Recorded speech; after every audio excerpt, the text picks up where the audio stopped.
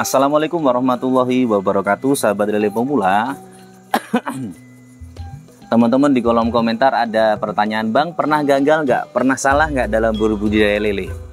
Oke, sebelum saya jawab pertanyaan tersebut, teman-teman bisa bantu channel ini dengan cara like, komen, dan subscribe apabila memang dirasa video ini bermanfaat. Tapi kalau tidak bermanfaat, silahkan di unlike saja.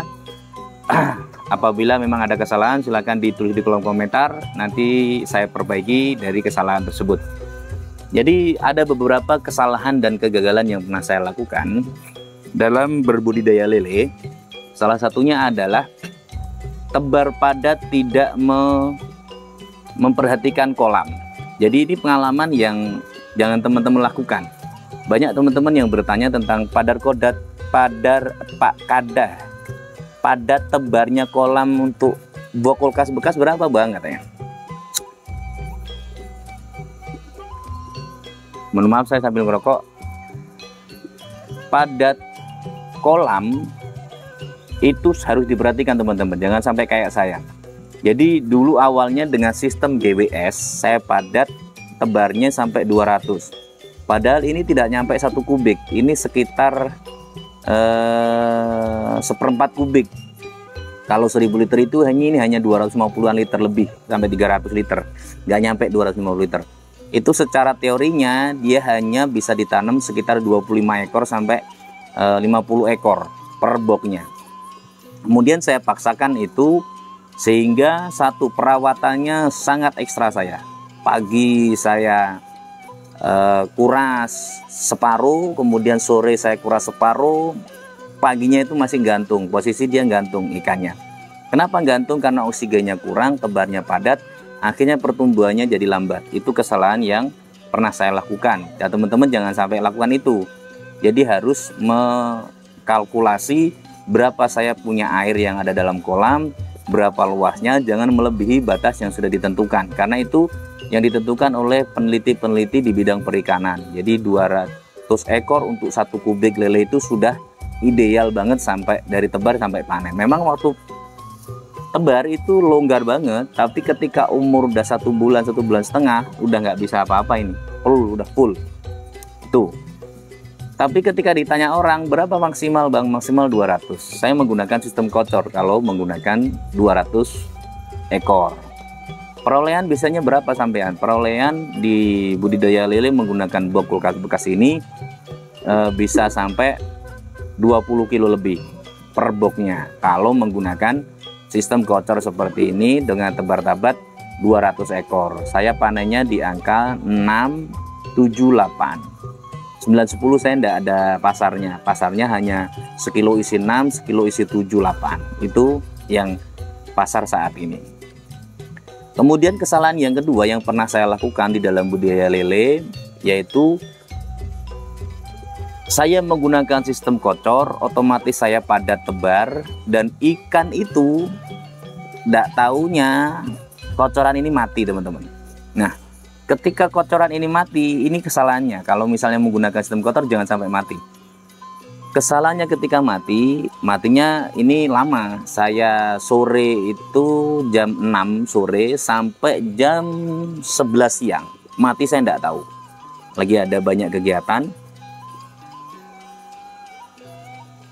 Akhirnya dari matinya air sini, oksigen yang disuplai di dalam air dia berkurang banyak. Padahal posisinya tebar padat, makannya saya banyak. Saya kasih full makan, pelet banyak. Akhirnya air itu berubah menjadi bau dan kematian itu hampir 50% lebih. Dan setelah ada yang hidup pun dia harus treatment selama seminggu, tidak bisa apa-apain, kulitnya berubah, banyak yang lecet, banyak yang lompat.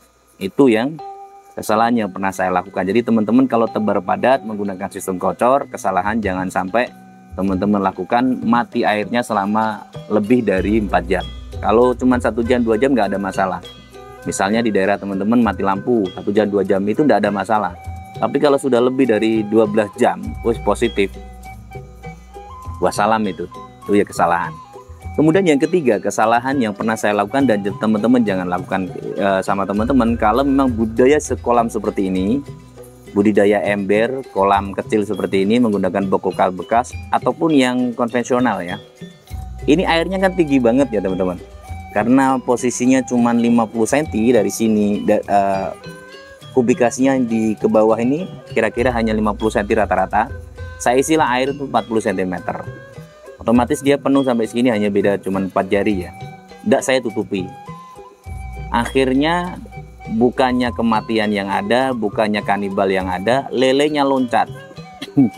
Itu nalurinya lele. Karena dulu ada yang nanya, bang itu nggak loncat? Enggak, kalau umur kecil segini enggak. Selagi dia masih kecil dia enggak loncat. Tapi kalau sudah umur 1 bulan lebih, itu loncat. Karena dia kadang kelahi, kemudian seolah-olah bermain gitu, berantem sama temennya, loncat dia. Nah masuknya ke got. Akhirnya banyak yang hilang dari saya tanpa adanya kematian ataupun adanya penyakit. Makanya itu kesalahan yang ketiga. Jadi harus dikasih waring seperti ini kalau menggunakan sistem budidaya bokas atau budidaya yang lain. Ini bisa menggunakan waring kawat seperti ini, tapi kendalanya nanti ini lama-lama karat, dia nggak awet. Kalau ini kendalanya terlalu kecil, makanya saya nanti rencana menggunakan jaring yang biasa dijual oleh teman-teman di Tokopedia atau di Shopee. Biasanya ada itu jaring yang lebarnya 1 cm tapi menggunakan ram-raman jaring, bukan ram-raman besi ya. Karena ini memang adanya seperti ini dulu, ya sudah, ini juga sudah maksimal, alhamdulillah tidak loncat seperti itu. Itu beberapa kesalahan yang pernah saya lakukan dalam budidaya lele. Selebihnya nanti ada kesalahan yang lain, nanti saya sampaikan, karena itu nanti jangan sampai dilakukan oleh teman-teman. Karena edukasi seperti ini tidak akan diberikan oleh siapapun, karena memang ilmu seperti ini adalah pengalaman. Jadi ada sekitar 68 box.